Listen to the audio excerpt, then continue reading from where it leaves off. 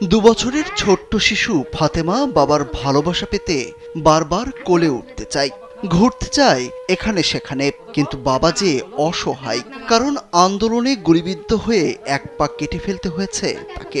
পা না থাকায় ছোট্ট মেয়ের আবদার রাখতে পারছেন না বাবা এমরান হোসেন। আমার 2 বছরের মেয়ে আছে, ও আমার কুলে উঠতে চায়, কিন্তু আমি কুলে নিতে পারি না আমার পা কাটার জন্য। আমার মনে অনেক কষ্ট লাগে এটা, যে আমার মেয়েকে আমি কুলে নিয়ে হাঁটতে পারি না, কুলে নিতে পারি না। আমার মেয়ে তো আমার কাছে আসার জন্য পাগল, কিন্তু শুধু বলে গুলি গুলি, দেখা দেয় যে গুলি লাগছে।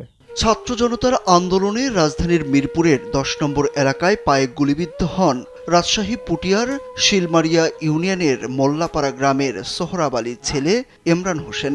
ইডেন বে কক্সবাজার সমুদ্র সৈকতের উপর নিজেদের একটি ঠিকানা। মাত্র 5 লাখ টাকায় আপনিও হয়ে যেতে পারেন এই হোটেলের মালিক। তিনি ঢাকায় টপ ওয়ান নামের একটি বেসরকারি প্রতিষ্ঠানে চাকরি করতেন। গত 19 জুলাই কাজ শেষে সন্ধ্যা 7টার দিকে মিরপুর 11 নম্বর থেকে গাড়ি না পেয়ে হেঁটে বাড়ি ফিরছিলেন। মিরপুর 10 নম্বরে আসলে তুমুল সংঘর্ষের মধ্যে পড়েন তিনি। পুলিশের ছোড়া গুলি লাগে ইমরানের ডান পায়ে। 10 নম্বর আসলাম, 10 নম্বর আসতে গোলাগুলি শুরু হয়েছে। পরে আমি গুলি খেয়ে পড়ে গেছি, আর কিছু দেখি নাই যে কি হয়েছে। পরে আমি যখন জায়গা পাইলাম, আধা ঘন্টা 1 ঘন্টা পর দেখলাম আরও 4-5 জন মরে আছে। পরে আমার মুখে শুধু একটাই বলেছিল, আমাকে বাঁচাও, আমাকে বাঁচাও। পরে দেখি এক ভাই আমাকে আলোক হসপিটালে নিয়েছিল, ওখান থেকে আমাকে পুঙ্গু হসপিটালে নেওয়া হয়।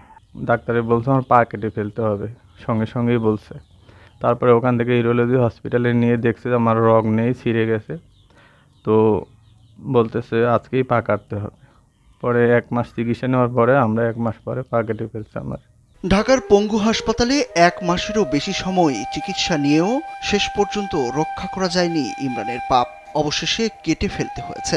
সংসারের একমাত্র উপার্জনক্ষম ব্যক্তির এমন পরিস্থিতিতে চলছে না সংসার, বন্ধ আছে তার চিকিৎসা সেবাও।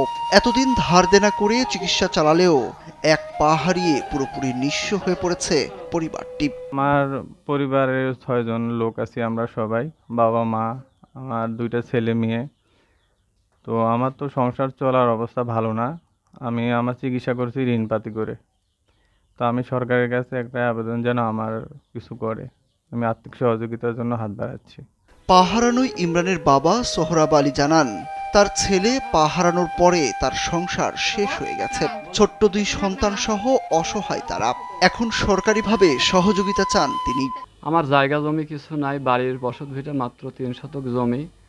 টাকা পয়সা যা ছিল, এই ছেলের পা বাঁচানোর জন্য 33 দিন আমি চিকিৎসা করছি। আমার যা ছিল পয়সা কড়ি সব শেষ হয়ে গেছে। আমার সরকারের কাছে বিশেষ আকুল আবেদন যে আমার যদি একটু সংসারের দিক যদি তাকাতো। ইমরান কষ্ট করে সংসার চালাতেন, ঘরে তার 2 সন্তান রয়েছে। এলাকাবাসীরাও চান এই পরিবারটিকে সরকারিভাবে সহযোগিতা করা হোক। ইমরান ভাই ছাত্র আন্দোলন চলাকালীন সময়ে ওনার পায়ে গুলি লাগছিল, পরবর্তীতে ডাক্তার অপারেশন করে একটা পা কেটে ফেলা লাগছে। এখন আমরা সরকারের কাছে দরখাস্ত জানাই যদি একটু সরকারি দিকে দৃষ্টি দিয়ে ওনাকে একটু হেল্প করে, কারণ ওনার আর্থিক অবস্থা খুব একটা ভালো নেই। এ বিষয়ে পুটিয়া উপজেলা নির্বাহী কর্মকর্তা নূর হোসেন নির্ঝর জানান, একটি মানবিক সাহায্যের আবেদন পেয়েছেন এবং সেটি ডিসি অফিসে পাঠানো হয়েছে। সরকার বর্তমানে শহীদদের তালিকা করছেন, পরবর্তীতে আহতদের তালিকা করে সহায়তা করা হবে। ঢাকায় বৈষম্য বিরোধী ছাত্র আন্দোলন যেটি হয়েছে, সেখানে 19 জুলাই সে গুলিবিদ্ধ হয়েছে, যার কারণে সে একটি পা হারিয়েছে। আমরা বিষয়টি অবগত আছি এবং দুর্ঘটনায় আহত হিসেবে আমরা জেলা প্রশাসকের কার্যালয়ে একটি আর্থিক সাহায্যের জন্য একটি আবেদন প্রেরণ করেছি এবং বৈষম্য বিরোধী ছাত্র আন্দোলনে যে শহীদদের তালিকা সেটি সম্পন্ন হয়েছে। আশা করি যে আহতদের যে তালিকা হবে সেই তালিকায় সেটি আমরা অন্তর্ভুক্ত করে নিতে পারবো এবং সরকার ঘোষিত যে প্রণোদনা সেটি উনি পাবে। স্থানীয় ও ইমরানের স্বজনরা বলছেন, সংসার নিয়ে সংগ্রাম করতে করতে জীবন শেষ ইমরানের, যার জন্য সংঘাতের মধ্যেও যেতে হয়েছিল অফিসে, আর ফেরার পথে হারাতে হয় পা। পরিবারটির পাশে দাঁড়াতে তাই সরকারি সহযোগিতা চেয়েছেন তারা। সুরুজ আহমেদ, কালবেলা।